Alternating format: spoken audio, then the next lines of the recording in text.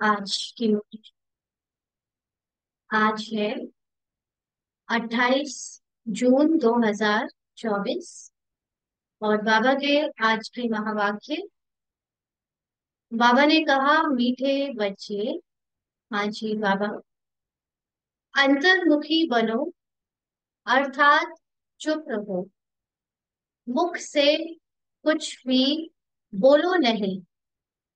हर कार्य शांति से करो। कभी भी अशांति नहीं फैलाओ। जब हमें वाचा में आने की ज्यादा आदत होती है ना, हर बात का रिस्पॉन्स देने की या रिएक्ट करने की आदत होती है, तो बातों ही बातों में कई बार वो बहस का रूप ले लेती है। तो बाबा हमको इसी आदत को सुधारने के लिए, दैवी आदत में बदलने के लिए ये युक्ति बता रहे हैं कि अंतर्मुखी हो जाओ। अंतर्मुखी का अर्थ, हाँ, मन मना भव, है ना। दुनिया के हिसाब से तो अंतर्मुखी मतलब जो लोग कम बोलते हैं वो अंतर्मुखी है। लेकिन सिर्फ कम बोलना नहीं, लेकिन बाबा की याद में चले जाना। क्योंकि अगर हम यहाँ सिर्फ ऊपरी रूप से मुख बंद करेंगे, चुप रहेंगे, तो मन बहुत बात करेगा। और जब मन में संकल्प बहुत चलेंगे, तो वो फिर वाचा में आ ही जाएंगे या डिप्रेशन में चले जाएंगे। तो अगर बाबा की याद में रहेंगे, तो कैसी भी परिस्थिति होगी, उसका प्रभाव हम पर नहीं पड़ेगा और हमसे विकर्म नहीं होगा, मुख मुख से कुछ भी उल्टा सुल्टा बोलकर। तो इसलिए मन बनाओ, अंतर्मुखी या आत्मिक स्मृति में टिक जाओ, अपना अंदर ही अंदर स्वदर्शन चलाओ और चुप रहो।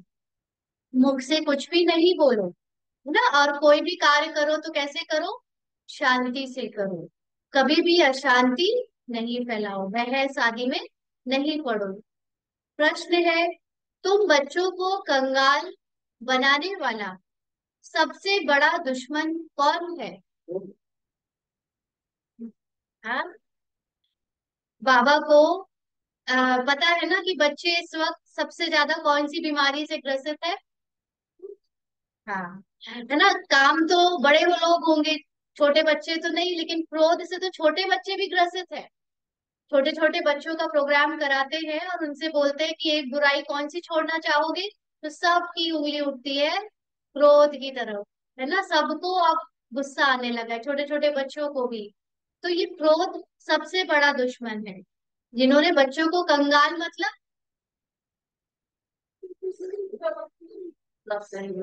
अंदर से गुण और कलाओं से रहित कर दिया। कोई गुण नहीं बचे, कोई कलाएं नहीं बची अंदर, है ना। कोई हमारे अंदर शक्तियां नहीं बची। क्यों? क्रोध के कारण। तो बाबा ने उत्तर दिया, क्रोध। कहा जाता है, जहाँ क्रोध है वहां पानी के मटके भी सूख जाते हैं। क्रोध बहुत हैवी नेगेटिव एनर्जी है। तो जहां पर भी क्रोध होता है, वहां कहा जाता है कि मटके पानी के सूख जाते हैं। भारत का मटका जो हीरे जवाहरों से भरा हुआ था, वह इस भूत के कारण खाली हो गया। माना क्रोध से आत्माएं आपस में जो इतना लड़ती झगड़ती है, इतना एक दूसरे से नफरत करती है, उससे सुख साधन सुविधाएं प्रकृति सब उनसे दूर हो जाते हैं। सब छिन्न भिन्न होने लगते हैं। इन भूतों ने ही तुमको कंगाल बनाया है। क्रोधी मनुष्य खुद भी तपता है और दूसरों को भी तपाता है। खुद भी गर्म हो जाएगा और उसको जो भी सुनेगा, उसको उस पर भी उसका असर हो जाएगा। इसलिए अब इस भूत को अंतर्मुखी बन निकालो ना। इसलिए मन मनाभव हो जाओ, तो जो ऊपर से हमारे एक्शंस में विकर्म होने वाले होंगे, वो स्टॉप हो जाएंगे। ओम शांति। बाप बच्चों को समझाते हैं, मीठे बच्चे, अंतर्मुखी बनो। अंतर्मुखी बनो, ज्ञान का चिंतन करो, स्वदर्शन चक्र फिराओ। अंतर्मुखता अर्थात कुछ भी बोलो नहीं। अपने को आत्मा समझ बाप को याद करो। यह बाप बैठ शिक्षा देते हैं बच्चों को, और कुछ भी बोलने का इसमें है नहीं, सिर्फ समझानी दी जाती है। गृहस्थ व्यवहार में ऐसे रहना है। तो सबसे ज्यादा हिसाब किताब कहाँ पे फंसते हैं? गृहस्थ व्यवहार में। यह है मन मनाभव। मुझे याद करो, यह है पहली मुख्य पॉइंट। तो बाबा को किस रूप में याद करूं? आत्मिक रूप में तो करो, और क्या करो? सिर्फ खाली बाबा, सूखा बाबा? शांति का सागर के रूप में बाबा को याद करो, क्योंकि जैसा बाबा वैसी ही मैं आत्मा। अगर बाबा शांति का सागर है तो मैं भी क्या हूँ? शांति का सागर हूँ। जब ये ज्ञान इमर्ज हो जाएगा तो बाहर पार्ट में जो क्रोध का पार्ट अभी चल रहा है ना, क्योंकि ये पार्ट तो पहले से फिक्स्ड है, कलयुग में या किसी भी समय जो भी क्रोध का पार्ट हम सब का बजा है, वो ड्रामा अनुसार बजा है ना। आत्मा जैसे ही अपने आप को अपने सत्य स्वरूप में टिक जाएगी, टिका लेगी, अंतर्मुखी हो जाएगी, तो बाहर से जो क्रोध का पार्ट चल रहा है वो भी शांत होने लगेगा। एक्स्ट्रा मेहनत नहीं करनी पड़ेगी। तो इससे बाबा कहते हैं मुझे याद करो, ये है पहली मुख्य पॉइंट। क्योंकि बाबा जानता है कि बच्चे अपने आप को शांत स्वरूप स्थिति में अभी देख ही नहीं सकते। जब क्रोध आ रहा होता है तो उनके लिए ये सोचना कि मैं शांत स्वरूप हूँ इम्पॉसिबल हो जाता है। इसलिए बाबा कहते हैं इसलिए तुम मुझे याद करो, मैं तो हूं ना शांति का सागर। ये तो सारे बच्चे मानते हैं, अनडिवाइडेड मानते हैं। तो तुम बच्चों को घर में क्रोध भी नहीं करना चाहिए। क्रोध ऐसा है जो पानी का मटका भी सुखा दे। क्रोधी मनुष्य अशांति फैलाता है। इसलिए गृहस्थ व्यवहार में रहते शांति में रहना है। भोजन खाकर अपने धंधे अथवा ऑफिस आदि में चले जाना, वहां भी साइलेंस में रहना अच्छा है ना। ज्यादा बोलने से ही टकराव होता है। तो अगर घर में कुछ ऐसे माहौल है, तो जो भाई लोग हैं या भाई बहनें भी आजकल ऑफिस जाती है, तो अपना भोजन खाकर चुपचाप निकल जाना है। बाबा युक्ति बता रहे हैं। और जहां जाना है तो वहां भी ट्रांसफर नहीं कर देना है कि घर में लड़कर आए तो वहां एम्प्लॉयज के साथ और साथियों के साथ लड़ने लगे, लेकिन वहां भी अंतर्मुखी होकर मन मनावा होकर साइलेंस में रहना है। सब कहते हैं हमको शांति चाहिए, यह तो बच्चों को बताया है। शांति का सागर एक बाप की है। बाप ही डायरेक्शन देते हैं, मुझे याद करो। इसमें बोलना कुछ भी नहीं है, अंतर्मुख रहना है। ऑफिस आदि में अपना काम भी करना है, तो इसमें जास्ती बोलना नहीं होता। बिल्कुल मीठा बनना है, ज्यादा बोलेंगे ही नहीं तो टकराव नहीं होगा ना। कई बार ऑफिस वगैरह में हम दूसरों के बातों में भी इंटरफेयर करने लगते हैं। आपस में दो लोगों की चल रहा है कुछ हिसाब किताब, और हम लोग बीच बीच में उसमें अपनी राय देते हैं, रिएक्ट करते हैं, तो भी हम उसके हिस्सेदार बन जाते हैं। तो सब कुछ साक्षी होकर देखना है। हमें ध्यान अपनी कर्मेंद्रियों पर रखना है। और जो दूसरे कर रहे हैं, ये नहीं सोचो कि हम बाबा के बच्चे तो उनको भी तुरंत शांत कर दें, है ना। आप इंटरफेयर नहीं करो, क्योंकि आपने मुख से समझाना भी शुरू किया तो उनका फिर जो असर आएगा आप पर, आपकी शांति भी चली जाएगी। आप सिर्फ अगर सच में हेल्प करना चाहते हो तो अपनी शांति की वाइब्रेशंस उनको दो, तो वो अपने आप शांत हो जाएंगे। क्योंकि ड्रामा अनुसार सबका पार्ट चल रहा है, वो भी हिसाब किताब अनुसार अपने क्रोध के अगर कोई कर रहा है, तो आपको सिर्फ साक्षी बनना है। भगवान कभी आता है कि लड़ाइयां सुलझवाने, चुप हो जाओ मैं हूं ना, नहीं आता ना। तो हमको यहाँ जब भगवान के समान बनना है, बाप समान बनना है, तो साक्षी होने की प्रैक्टिस ज्यादा से ज्यादा करनी है। और जो दूसरे कर रहे हैं वो तो ठीक है, अपने भी अगर क्रोध का पार्ट आ जाए, है ना, अपना भी आता है, उसको भी आत्मा साक्षी होकर देखे। क्योंकि अपने पार्ट को भी कई बार रोक नहीं पाते, ड्रामा अनुसार आता ही है, तो भी साक्षी हो जाए और देखे कि मैं शांत चित आनंद स्वरूप आत्मा ही पार्ट को देख रही हूँ। तो अपने आप वो पार्ट भी धीरे धीरे मर्ज हो जाए। बाबा कहते हैं इसलिए जास्ती बोलना नहीं होता, बिल्कुल मीठा बनना है। कोई को दुख नहीं देना चाहिए। लड़ाई आदि करना, यह सब क्रोध है। सबसे बड़ा दुश्मन है काम। फिर दूसरा नंबर है क्रोध। एक दूसरे को दुख पहुंचाते हैं। क्रोध से कितनी लड़ाई हो जाती है। बच्चे जानते हैं सतयुग में लड़ाई होती नहीं, इसलिए बाबा कहते हैं ना, बाबा की याद से कर्मेंद्रियां एकदम शीतल हो जाए। तो बच्चे जानते हैं सतयुग में लड़ाई होती नहीं, यह है रावण पने की निशानी। क्रोध वाले को भी आसुरी संप्रदाय कहा जाता है। भूत की प्रवेशता है ना, इसमें बोलना कुछ भी नहीं है, क्योंकि उन मनुष्यों को तो ज्ञान है नहीं। अब जो लोग आपस में टकराते हैं या हमसे भी आकर बार बार टकराते हैं, जो भी हिसाब किताब कह लो या हमारी परीक्षा के निमित्त बनते हैं, तो उनको भी तो ज्ञान नहीं है। हमको ज्ञान है, तो हमको ही अपनी अंतर्मुखी अवस्था में जाना पड़ेगा। वह तो क्रोध करेंगे, क्रोध वाले के साथ क्रोध करने से लड़ाई लग जाती है। बाप समझाते हैं यह बड़ा कड़ा भूत है, इनको युक्ति से भगाना चाहिए, और रोकने की कोशिश करेंगे तो और ब्लास्ट होगा। ऊपरी रूप से आप रोक नहीं सकते क्रोध को, रोकोगे तो थोड़े दिन तो स्टॉप स्टॉप होगा, लेकिन फिर जब निकलेगा तो जबरदस्त निकलेगा। इसलिए उसको अंतर्मुखी मन मनाभाव अपनी सच्चित आनंद स्वरूप की स्थिति में स्थित होकर काटना है। मुख से कोई कड़वे शब्द नहीं निकालना चाहिए, यह बहुत नुकसानकार है। विनाश भी क्रोध से ही होता है ना, चाहे घरों में देख लो, चाहे पूरी दुनिया के लेवल पे देख लो। घर घर में जहां क्रोध होता है वहां अशांति बहुत रहती है। क्रोध किया तो तुम बाप का नाम बदनाम करेंगे। चारों तरफ कुछ भी देख लो सीन, तो क्रोध के ही चल रहा है, चाहे आप न्यूज देखो, चाहे टीवी देखो, चाहे मूवीज देखो, चाहे पड़ोसियों को देखो ना। तो हमको तो बहुत बच के रहना है, इन भूतों को भगाना है। एक बार भगाया तो फिर आधा कल्प के लिए यह भूत होंगे ही नहीं।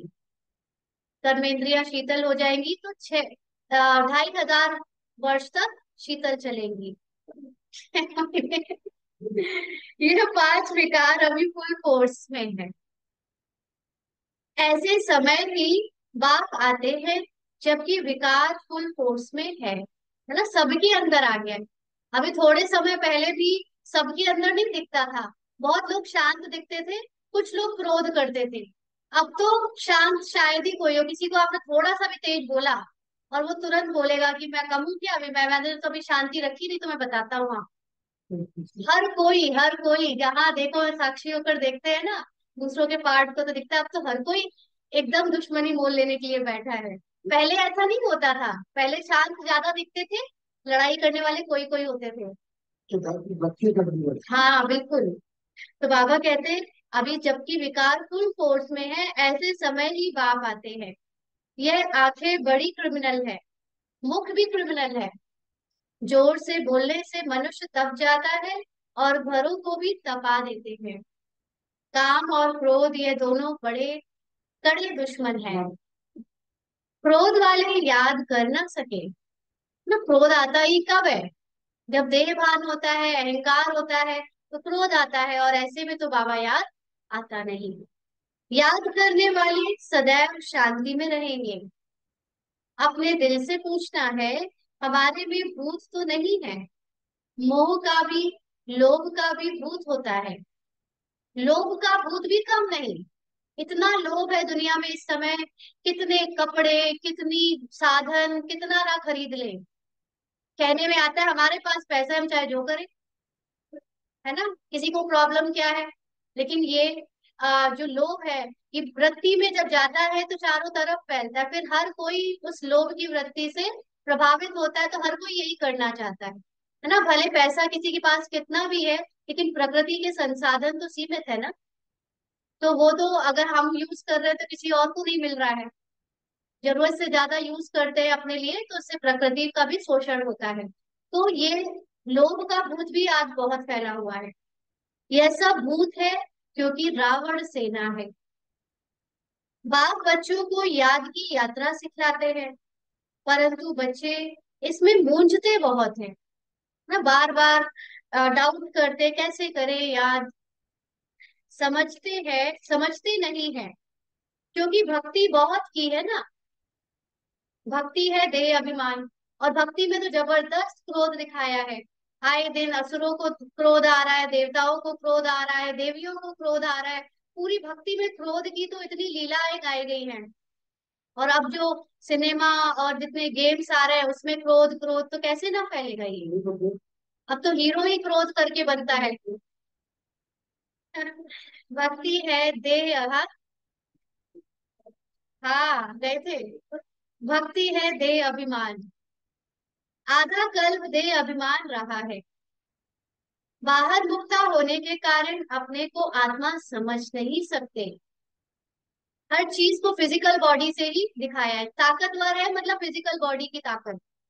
आंतरिक सोल और स्पिरिचुअल एनर्जी की तो ज्ञान ही नहीं है लोगों को। बाप जोर बहुत लगाते हैं, अपने को आत्मा समझ, बाप को याद करो। लोग कहते क्या याद करो, लेकिन उनको पता नहीं कि आत्मिक पावर कितनी हाई है ना। जब एटॉमिक पावर भी फेल हो जाए तब आत्मिक पावर काम कर सकती है। लेकिन वो आत्मा की जो पावर है वो हमको इमर्ज करने के लिए पहले फिजिकल पावर्स को त्यागना पड़ेगा। बहुत बाबा कहते परंतु आता ही नहीं। और सब बातें मानते भी है। ये सब मानते हैं कि हाँ ये जो बाबा ज्ञान दे रहा है वो सही है, लेकिन फिर भी याद नहीं कर पाते। फिर कह देते याद कैसे करें, कोई चीज तो दिखाई नहीं पड़ती। उनको समझाया जाता है तुम अपने को आत्मा समझते हो। समझते हो? नहीं समझते हो तो फिर क्या कर रहे हैं? हाँ। यह भी जानते हो वह बेहद का बाप है। मुख से शिव शिव बोलना नहीं है। अंदर में जानते हो ना कि मैं आत्मा हूँ। मनुष्य शांति मांगते हैं, शांति का सागर वह परमात्मा ही है। जरूर वर्षा भी वही देंगे। अब आप समझाते हैं मेरे को याद करो तो शांति हो जाएगी। और जन्म जन्मांतर के विकर्म भी विनाश होंगे। कैसे विनाश होंगे? जब बाबा की याद में टिकोगे तो आत्मिक स्थिति रहेगी। आत्मिक स्थिति रहेगी तो जो हिसाब किताब और विकर्म के फल आएंगे उसका प्रभाव आप पर पड़ेगा नहीं, है ना। मान लीजिए कि कोई हिसाब किताब वश आपके साथ कोई टकराने आया।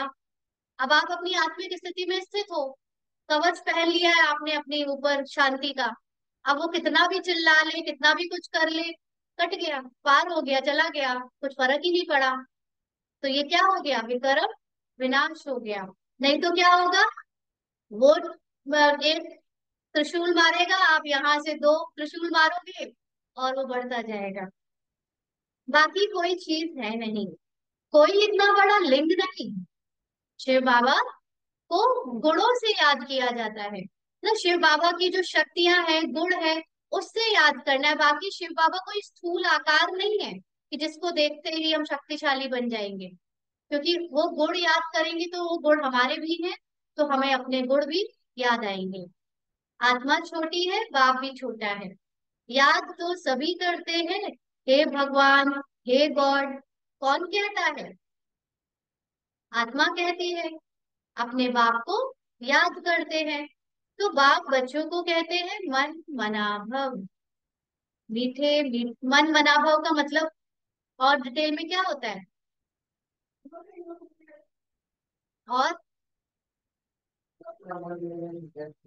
करेक्ट। मन मना, दो बार मन आ रहा है ना। एक मन है हमारा जो तमो प्रधानता का लास्ट स्टेज है, और एक है बाबा का मन। बाबा का मन क्या है? पूरी तरह गुणों से भरपूर है, सतो प्रधान है। तो बाबा के मन से अपने मन को मैच करो, अपना मन मेरे मन से लगाओ। तो हम लोग क्या हो जाएंगे? कनेक्टेड हो जाएंगे। कनेक्टेड हो जाएंगे तो जो बाबा के गुण है वो मेरे गुण हो जाएंगे। मीठे मीठे बच्चों, अंतर्मुख होकर रहो। यह जो कुछ देखते हो वह खत्म हो जाना है। लड़ाई क्रोध क्यों होता है? बाहर की चीजों को देख देख कर ही तो होता है ना। तो वो सब जब खत्म ही हो जाना है, जब विनाश दिखाए है, कहीं कहीं युद्ध हो रहे हैं या फिर कहीं बहुत बड़े बड़े देख रहे हैं हम लोग ना, जो प्राकृतिक आपदाएं आ रही हैं। अब कर लो गुस्सा, बाढ़ आ गई, अब कर लो कोई गुस्सा। वो सब तो छोड़ो, आप एक दूसरे को हाथ लग जाता है तो लड़ जाते हैं, और पीछे से गाय आके मार दे, अब कर लो गाय से पंगा ले लो। पेड़ गिर गया आपके ऊपर, उसकी टहनी गिर गई, अब ले लो पेड़ से आप पंगा। कोई नहीं ले सकता, अब लग सकता, ले सकता है प्रकृति से पंगा, या फिर जो फिर होने वाला है उससे। लेकिन बस ये जो दिखते हैं ना हम लोग, सबका खत्म होना है तब भी हमें एक दूसरे को खत्म करने में लगे हैं। तो यह जो कुछ देखते हो वह खत्म हो जाना है, बाकी आत्मा शांति में रहती है। आत्मा को शांति धाम की जाना है। जब तक आत्मा पवित्र नहीं बनी है, तब तक शांति धाम जा नहीं सकती। आत्मा का जो शांत स्वरूप है वो उसको तभी अनुभव होगा जब देह और देह की सारी दुनिया की जो भान है वो समाप्त हो जाएगा। ऋषि मुनि आदि सब कहते हैं शांति कैसे मिले। बाप तो सहज युक्ति बताते हैं, परंतु बच्चों में बहुत है जो शांति में नहीं रहते हैं। बाबा जानते हैं, घरों में रहते हैं, बिल्कुल शांत नहीं रहते। सेंटर्स पर थोड़ा टाइम जाते हैं, अंदर में शांत होकर बाप को याद करें, वह नहीं है। अब जब घर से गर्म होके आएंगे तो यहाँ पर चलेगा क्या, बाबा की याद आएगी, वो ही चलता रहेगा, है ना, वही बैकग्राउंड में चलता रहेगा। हाँ, तो वो यहाँ पर बाबा चेक करके बता रहे हैं आज कि वो नहीं है। सारा दिन घर में हंगामा करते रहते हैं, इसको डांटेंगे उसको डांटेंगे, धैर्य नहीं रखेंगे, तो सेंटर पर आने से भी शांति में नहीं रह सकते हैं। कोई की देह से प्यार हो गया तो उनके मन को कभी शांति हो न सके, क्योंकि काम विकार भी बहुत बड़ा कारण है क्रोध का। बस उसकी ही याद आती रहेगी। बाप समझाते हैं, मनुष्यों में है 5 भूत, कहते हैं ना, इनमें भूत की प्रवेशता है। इन भूतों ने ही तुमको कंगाल बनाया है। वह तो करके एक भूत होता, वह भी कभी प्रवेश कर लेता है ना। प्रवेश करने वाली जो आत्मा होती है जिसको हम भूत कहते हैं, वो तो एक दो ही होते हैं, किसी किसी में ही होते हैं, लेकिन उनसे भी खतरनाक ये क्रोध का भूत, लोभ का भूत, अहंकार का भूत, ये तो सब में ही आ गया है अब। बाप कहते हैं ये 5 भूतों की हर एक में प्रवेशता है। इन भूतों को भगाने के लिए ही पुकारते हैं, बाबा आकर हमको शांति दो, इन भूतों को भगाने की युक्ति बताओ। यह भूत तो सभी में है, यह रावण राज्य है ना, सबसे कड़ा भूत है काम क्रोध। बाप आकर भूतों को भगाते हैं तो उनकी एवज में कुछ मिलना तो चाहिए ना। बाबा इतनी बड़ी सेवा कर रहा है, बाबा को कुछ मिलना चाहिए या नहीं। बाबा लेता है कुछ। बाबा को हीरो एक्टर है ना, मुख्य एक्टर है, लेकिन ये एक्टर एकदम त्यागी एक्टर है, वो कुछ भी लेता नहीं, कोई सैलरी नहीं लेता। तो वह भूत प्रेत भगाते हैं, मिलता कुछ भी नहीं। यह तो बच्चे जानते हैं, बाप आते हैं सारे विश्व से भूतों को भगाने। अभी सारे विश्व में सब में भूतों की प्रवेशता है। देवताओं में कोई भूत नहीं होता, ना देह अभिमान का, ना काम क्रोध लोभ मोह अहंकार का, कुछ नहीं होता। लोभ का भूत भी कम नहीं, ना लालच कितना है, ये अंडा खाओ वह खाओ, ना जो लोग खाते आए हैं जिनको स्वाद पता है, उनके लिए ब्राह्मण बनना, ब्राह्मण जीवन की दिनचर्या या जो भी खाने पीने का नियम है वो धारण करना कितना कठिन होता है, क्योंकि अब तो हर घर के बगल में एक दुकान खुली हुई है जहां से खुशबू सबके घरों में पहुंचती होगी। हाँ, तो वो सब खाने के जो आकर्षण है वो दिन ब दिन बढ़ते जा रहे हैं। जैसे जैसे बाबा के बच्चे बढ़ रहे हैं तो आकर्षण भी बढ़ रहे हैं, है ना। ऐसे में अपने आप को बचा के रखना, तो बहुतों में भूत रहते हैं, अपने दिल से समझते हैं बरोबर हमारे में काम का भूत है, क्रोध का भूत है। तो इन भूतों को निकालने के लिए बाप कितना माथा मारते हैं। देह अभिमान में आने से दिल होती है, भाकी पहनूं यह करूं, है ना। देह अभिमान होता है तो एक दूसरे से चिपकने का मन करता है, गले लगाने का मन करता है, टच करने का मन करता है कि यह करूं, फिर कमाई सारी चट हो जाती है। क्रोध वाले का भी यह हाल है, क्रोध में आकर बाप बच्चों को मार देते हैं, बच्चे बाप को मार देते हैं। स्त्री पति को मार डालती है। ये हो रहा है ना, अखबारों में भरी पड़ी है खबरें। जेल में जाकर तुम देखो कैसे कैसे केस होते हैं। है ना, हम लोग जेल गए थे तो वहां पे एक अलग से जेल लेडीज की, महिलाओं की बनी होती है। महिलाओं के केस तो और ही अजीबो गरीब होते हैं।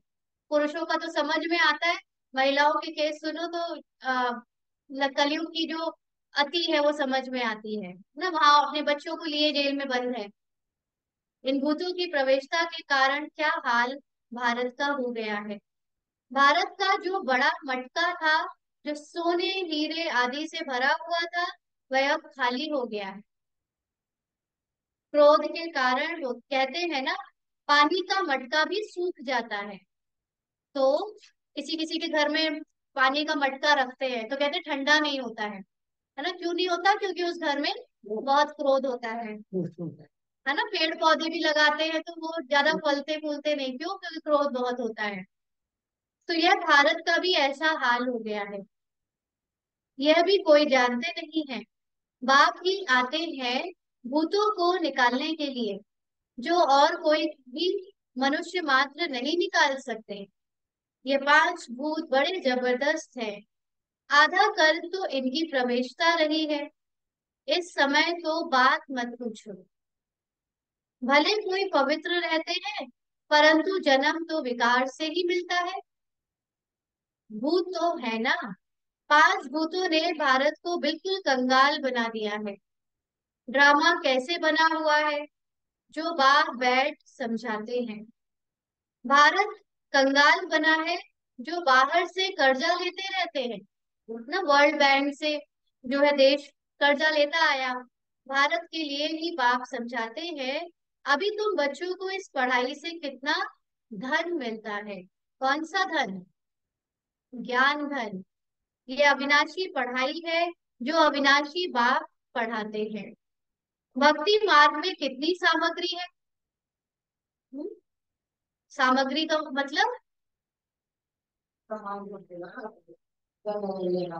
बहुत सारी चीजें हैं जो आपको ऑक्यूपाइड रख सकती हैं ना। भगवान को याद करने की जगह बस उनको जोड़ने में ही लगे रहते हैं। अब वो ले आओ, अब ये सामान ले आओ, अब ये कर दो, हाँ, है ना। तो भगवान तो याद नहीं आता, उसकी टेंशन अलग हो जाती है कि अब इतना सामान जोड़ना है। सही बात है। बाबा छोटेपन से गीता पढ़ते थे और नारायण की पूजा करते थे। समझ कुछ भी नहीं थी। मैं आत्मा हूँ, वह हमारा बाप है, यह भी समझ नहीं थी। इसलिए पूछते हैं कैसे याद करूं। अरे, तुम तो भक्ति मार्ग में याद करते आए हो। हे भगवान, आओ, लिबरेट करो, हमारा गाइड बनो। गाइड मिलता है मुक्ति, जीवन मुक्ति के लिए। क्या करता है गाइड? आपको रास्ता दिखाता है ना। जहां जहां ले जाता है उसके बारे में समझाता है कि ये चीजें ऐसी थी, किसने बनाई, क्या हुआ, हिस्ट्री पूरी बताता है। तो बाबा भी तो यही कर रहा है ना, हमको हमारी हिस्ट्री बता रहा है। उस हिस्ट्री को जान लेने से हम क्या हो रहे हैं? मुक्त होते जा रहे हैं। बाप इस पुरानी दुनिया से नफरत दिलाते हैं। इस समय सबकी आत्माएं काली है, तो उनको गोरा शरीर कैसे मिलेगा? गोरे का मतलब ये नहीं कि हम तो गोरे हैं, है ना। गोरे का मतलब है कंचन काया, निरोगी काया, स्वस्थ काया ना। वो कैसे मिलेगा? भले करके चमड़ी कितनी भी सफेद है, परंतु आत्मा तो काली है ना। जो सफेद खूबसूरत शरीर वाले हैं, उनको अपना नशा कितना रहता है ना। भारत में भी कलर्ड है, कहीं डार्क कॉम्प्लेक्शन, कहीं वाइट कॉम्प्लेक्शन। तो जो गोरे है होते हैं, उनको क्या होता है? अपने ऊपर नशा रहता है, अभिमान होता है। मनुष्यों को यह पता ही नहीं पड़ता है कि आत्मा गोरी कैसे बनती है। इसलिए उनको कहा जाता है नास्तिक। जो अपने बाप रचयिता और रचना को नहीं जानते हैं, वह है नास्तिक। जो जानते हैं, वह हुए आस्तिक। बाप कितना अच्छी रीति वह तुम बच्चों को समझाते हैं। हर एक अपने दिल से पूछे, कहाँ तक हमारे में सफाई है। क्या होगा इससे? सफाई होने से? और किस बात की सफाई?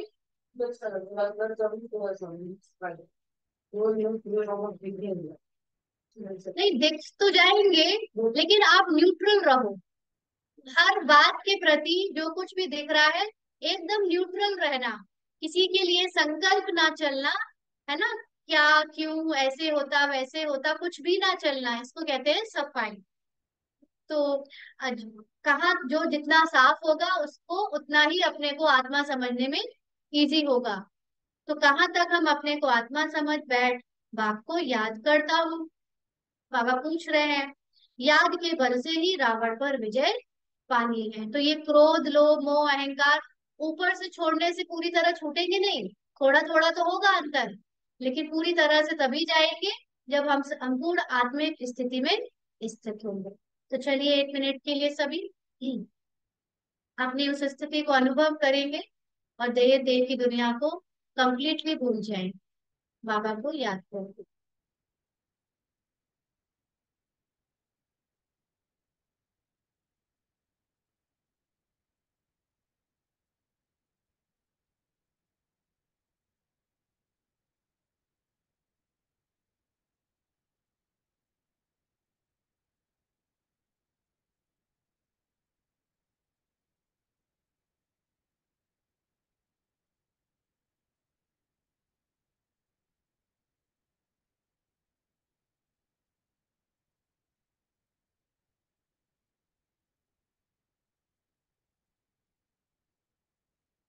अच्छा, बाबा कहते, याद के बल से ही रावण पर विजय पानी है। इसमें शरीर के बलवान होने की बात ही नहीं है। आजकल सब जहां पर भी देखो, हर कोई शरीर को बलवान बनाने में लगा है ना। इतना जो सिनेमा में भी आता है उसमें क्या दिखाते हैं कि वो कोई भी हीरो है तो शरीर से बलवान दिखा रहे हैं उसको। तो शरीर के बलवान होने की तो कोई यहाँ बात ही नहीं है। इस समय सबसे बलवान अमेरिका है, क्योंकि उनके पास धन दौलत बारूद आदि बहुत है। तो बल हो गया जिस्मानी मारने के लिए, बुद्धि में है हम विजय पाए। तुम्हारा तो है रूहानी बल, तुम विजय पाते हो रावण पर, जिससे तुम विश्व के मालिक बन जाते हो। तुम्हारे ऊपर कोई जीत पा नहीं सकता ना। आत्मा पर कोई जीत पा सकता है?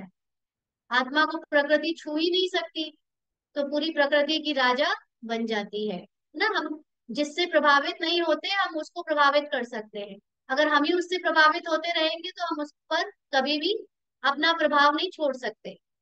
तो आधा कल्प के लिए कोई छीन नहीं सकता, और कोई को बाप से वर्षा मिलता नहीं। तुम क्या बनते हो थोड़ा विचार करो। बाप को तो बहुत प्यार से याद करना है और स्वदर्शन चक्रधारी बनना है।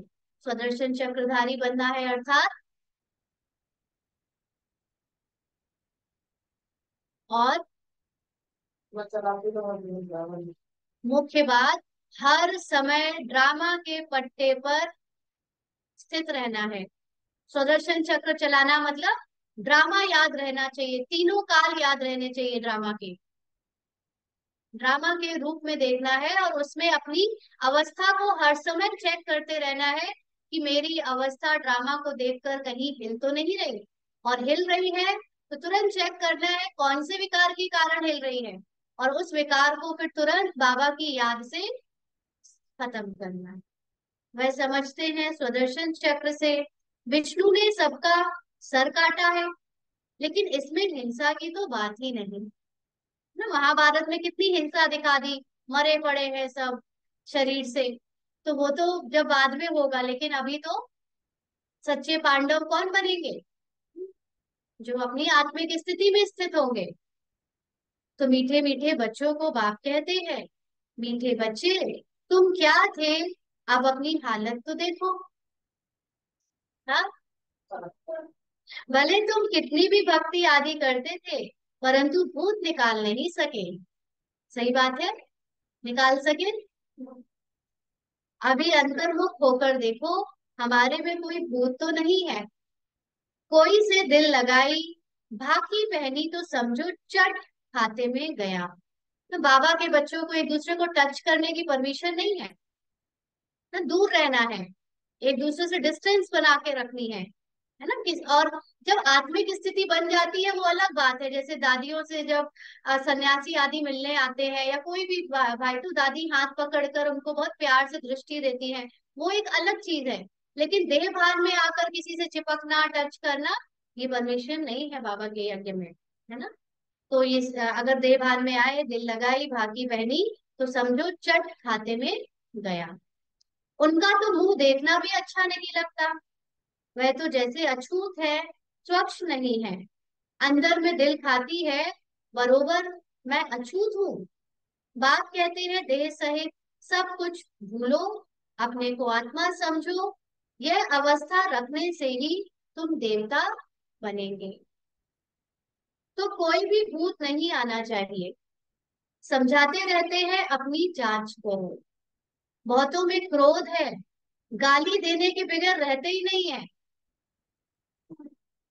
फिर लड़ाई चल पड़ती है। क्रोध तो बहुत खराब है, भूतों को भगाकर एकदम क्लियर होना है। आत्मा को क्या होना है? क्लियर होना है। शरीर याद भी ना आए, तब ऊंच पद पा सकते हैं। इसलिए 8 रतन गाए जाते हैं। 8 ऐसी आत्माएं जो पूरी तरह उस तरह का पुरुषार्थ कर पाती है। तुमको ज्ञान रतन मिलते हैं रतन बनने के लिए। तो कहते हैं कृष्ण इतना के पास 16 कला संपूर्ण थे, वो कहाँ से थे, किसने बनाया कृष्ण को? 16 कला संपूर्ण किसने बनाया? भक्ति वाले भी नहीं जानते, है ना। हम तो जानते हैं किसने बनाया। स्वयं ने नहीं, शिव बाबा ने बनाया। शिव बाबा ने बनाया स्वयं, पुरुषार्थ करके है। कहते हैं भारत में 33 करोड़ देवताएं थे, परंतु उनमें भी 8 रतन पास विद ऑनर होंगे। जिन्होंने कोई गलती नहीं करी होगी उनको ही प्राइज मिलेगा, जिन्होंने संपूर्ण निराकारी स्थिति को अनुभव किया होगा। जैसे स्कॉलरशिप मिलती है ना, तुम जानते हो मंजिल बहुत भारी है, चलते चलते गिर पड़ते हैं ना। अभी पुरुषार्थ बहुत अच्छा चल रहा है, सब कुछ एकदम लग रहा है कि मेरा तो बहुत अच्छा पद बनेगा, और चलते चलते माया प्रवेश कर गई, भूत की प्रवेशता हो जाती है, वहां विकार होता ही नहीं। तुम बच्चों की बुद्धि में सारे ड्रामा का चक्र फिरना चाहिए। तुम जानते हो 5000 वर्ष में कितने मास, कितने घंटे, कितने सेकंड होते हैं? निकाल सकते हैं ना? नहीं निकाल सकते? निकाल सकते हैं। कोई हिसाब निकाले तो निकाल सकता है। फिर यह जो झाड़ है, उसमें भी यह लिख देंगे कि कल्प में इतने वर्ष, इतने मास, इतने दिन और इतने घंटे, इतने सेकंड होते हैं। मनुष्य कहेंगे यह तो बिल्कुल एक्यूरेट बताते हैं। शास्त्रों में कोई एग्जैक्ट गिनती बताई है? नहीं बताई है ना। यहाँ तो एकदम सेकंड का भी एग्जैक्टनेस बता सकते हैं। 84 जन्मों का हिसाब बताते हैं। तो कल्प की आयु क्यों नहीं बताएंगे? बच्चों को मुख्य बात तो बताई है कि कैसे भी करके भूतों को तो भगाना है ना, जीते जी और इसी जन्म में, है ना। मृत्यु का भी कोई भरोसा नहीं है किसी की, तो आगे भी नहीं, राइट नाउ, अभी भगाना है ना। इन भूतों ने तुम्हारी पूरी सत्यानाश कर दी है। सब मनुष्य मात्र में जो भूत जरूर है ही भ्रष्टाचार की पैदाइश। वहां भ्रष्टाचार होता नहीं, रावण ही नहीं है। रावण को भी कोई समझते नहीं है। तुम रावण पर जीत पाते हो, फिर रावण होगा ही नहीं। अभी पुरुषार्थ करो, बाप आए हैं तो बाप का वर्षा जरूर मिलना चाहिए। तुम कितना बारी देवता बनते हो, कितना बारी असुर बनते हो, उनका हिसाब नहीं निकाल सकते। अनगिनत बार बने होंगे। अच्छा बच्चे, शांति में रहो, तो कभी क्रोध नहीं आएगा। क्या मतलब हुआ इस लाइन का? शांति में रहना ऊपरी रूप में इतना आसान है? कब आसान है? जब आत्मिक स्थिति में स्थित होकर मैं आत्मा ये जानती हूँ कि मेरी ओरिजिनल मूल स्वरूप या मूल रूप है ही शांति का।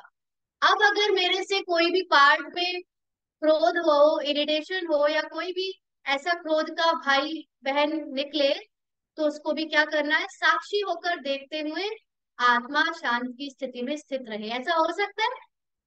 अभी मम्मा ने मुरली चलाई थी ना, कि बोलते समय भी आप शांत रह सकते हो, तो गुस्सा करते समय भी आप शांत रह सकते हो, रह सकते हो।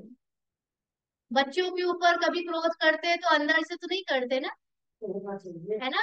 तो कभी कभी पार्ट में क्रोध का पार्ट आ भी जाए तो भी उसको अंदर से शांत चित्त होकर साक्षी होकर देखो, तो क्या कहेंगे, मैं तो रहता ही शांत हूँ। तो वो डिस्टर्ब नहीं होगा उस अवस्था से, है ना। तो कभी क्रोध नहीं आएगा। बाप जो शिक्षा देते हैं उस पर अमल करना चाहिए। अच्छा, मीठे मीठे सिकी लदे बच्चों प्रति माता पिता बाप दादा का याद प्यार और गुड मॉर्निंग। रूहानी बाप की रूहानी बच्चों को नमस्ते।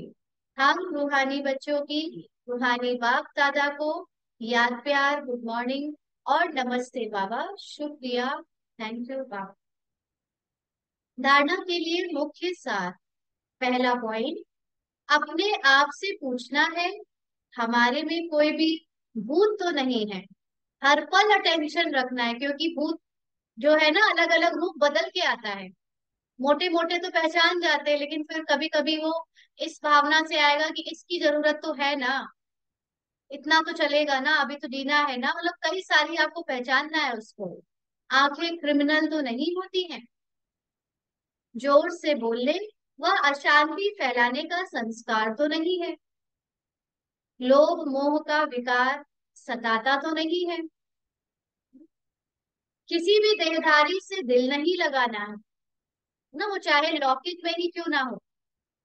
देह सहित सब कुछ भूल याद की यात्रा से स्वयं में रूहानी बल भरना है। एक बार भूतों को भगाकर आधा कल के लिए छुटकारा पाना। आज का वरदान है, ईश्वरीय विधान को समझ विधि से सिद्धि प्राप्त करने वाले फर्स्ट डिवीजन के अधिकारी भव। सभी कहेंगे, ईश्वरीय विधान को समझ विधि से सिद्धि प्राप्त करने वाले फर्स्ट डिवीजन के अधिकारी भव। फर्स्ट डिवीजन में कितने लोग आते हैं? 108 पास विद ऑनर है, और 108 फर्स्ट डिवीजन में आते हैं। तो ईश्वरीय विधान क्या है? बाबा इस समय हमको जो विधि सिखा रहा है ना, अपने को आत्मा समझकर बाप को याद करना, ये एक विधि है। इस विधि से सिद्धि प्राप्त करना माना सफलता प्राप्त करना, और फर्स्ट डिवीजन का पार्ट प्ले करना। तो एक कदम की हिम्मत तो कदम कदमों की मदद। ड्रामा में इस विधान की विधि नूंधी हुई है, लेकिन फर्स्ट कदम किसको उठाना पड़ेगा? बच्चों को ना। अगर हम एक कदम भी बाबा की याद में हिम्मत करके आगे बढ़ाएं किसी भी चीज के लिए, चाहे याद के लिए, चाहे सेवा के लिए, चाहे कर्मों के लिए, चाहे संकल्पों के लिए, तो बाबा की फिर मदद हमको मिलती ही मिलती है। तो ये विधान की विधि नूनी हुई है। अगर यह विधि विधान में नहीं होती तो सभी विश्व के पहले राजा बन जाते हैं, है ना। फिर तो बाबा के सब बच्चे हैं, सभी कहते हैं हम राजा बनेंगे, हम राजा बनेंगे। तो बाबा ने एक तरीका फिक्स कर दिया, ये तरीके से जो पहले कर ले वो फर्स्ट डिवीजन में आ जाए। नंबरवार बनने का विधान इस विधि के कारण ही बनता है। तो जितना चाहे हिम्मत रखो और मदद लो, चाहे सरेंडर हो चाहे प्रवृत्ति वाले हो, चाहे सेंटर में रहकर समर्पित हो, चाहे घर गृहस्थी में रहते हो, अधिकार समान है। लेकिन विधि से सिद्धि है। विधि है हर कर्म करने के पहले अपने को आत्मा समझना, इसी से सिद्धि मिलेगी। इस ईश्वरीय विधान को समझ अलवेलेपन की लीला को समाप्त करो। तो फर्स्ट डिवीजन का अधिकार मिल जाएगा। है ना, कोई समर्पित ये अलबेलापन नहीं दिखाए कि हम समर्पित हैं तो हम तो आगे हैं ही, हम बहुत सेवा करने के निमित्त है तो हम तो आगे हैं ही नहीं। और प्रवृत्ति वाले भी ये ना सोचे कि हम बहुत बाबा के समान हैं, या हम प्रवृत्ति वाले ब्रह्मा बाबा के जैसे कर ही रहे हैं अच्छा, तो हम फर्स्ट डिवीजन में आ जाएंगे। दोनों में ही विधि सेम है। जो इस विधि से करेगा अपने की सारे कर्म सेवाएं, वो फर्स्ट डिवीजन में आ जाएगा। स्लोगन है संकल्प के खजाने के प्रति एका नामी के अवतार बनो। संकल्प के खजाने के प्रति एका नामी के अवतार बनो, क्या अर्थ हुआ इसका? एका नामी, एका नामी मतलब एक तो इकोनॉमी होता है, इकोनॉमी माने अर्थव्यवस्था, मतलब हर चीज को संतुलित रूप में कम से कम बचा बचा कर करना, है ना, वो इकोनॉमी होता है। और यहाँ एकानामी, एक के नाम पर। तो संकल्प भी जो हमारे उठे, एक को ही याद करना, बिल्कुल। तो हमारे जो संकल्प भी उठे वो एक की याद में उठे, तो कर्म भी जो हमारे होंगे वो एक्यूरेट होंगे। क्या होता है, कई बार हम कुछ काम करने वाले होते हैं तो कोई देहधारी याद आ जाता है, इसके साथ करेंगे या इससे पूछ कर करेंगे या कुछ भी, उसकी याद आ जाती है। तो वो संकल्प फिर सिद्ध होगा या नहीं होगा वो उसकी श्योरिटी नहीं है। लेकिन अगर बाबा पहले याद आया कोई भी संकल्प करने के पहले, तो बाबा की याद से वो संकल्प सिद्ध होना ही है। तो करेक्ट आपको परख शक्ति आ जाएगी, निर्णय शक्ति आ जाएगी, और आपके द्वारा राइट डिसीजन होगा। है ना, तो ऐसे अवतार बन। ओम शांति।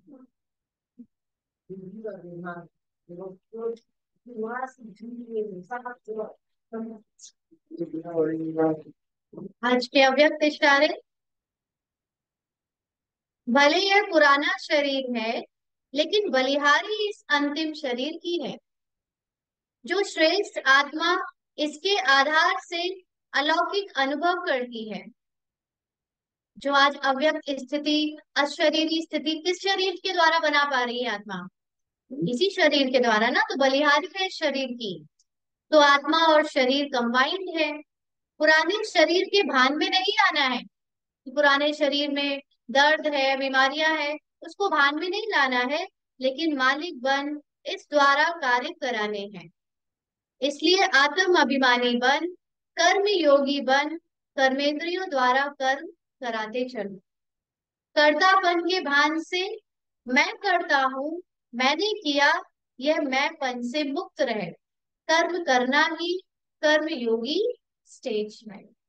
ना कहीं पे भी मैंपन आता है तो क्या होता है? थकान महसूस होती है, अहंकार आता है, फिर धुंधलाहट, फिर क्रोध, और सारी जो भूतों की सेना है वो प्रवेश कर जाती है। और जब मैं कुछ कर ही नहीं रहा, मैं कोई करता हूं ही नहीं, मैं तो फ्री हूँ, हाथ खड़े किए हूँ, बाबा को उस इंस्ट्रूमेंट को जैसे यूज कराना है करे, तो ना थकान होगी, ना फिर चिड़चिड़ाहट आएगी, ना अहंकार आएगा कि मैंने किया। अच्छा, अच्छा।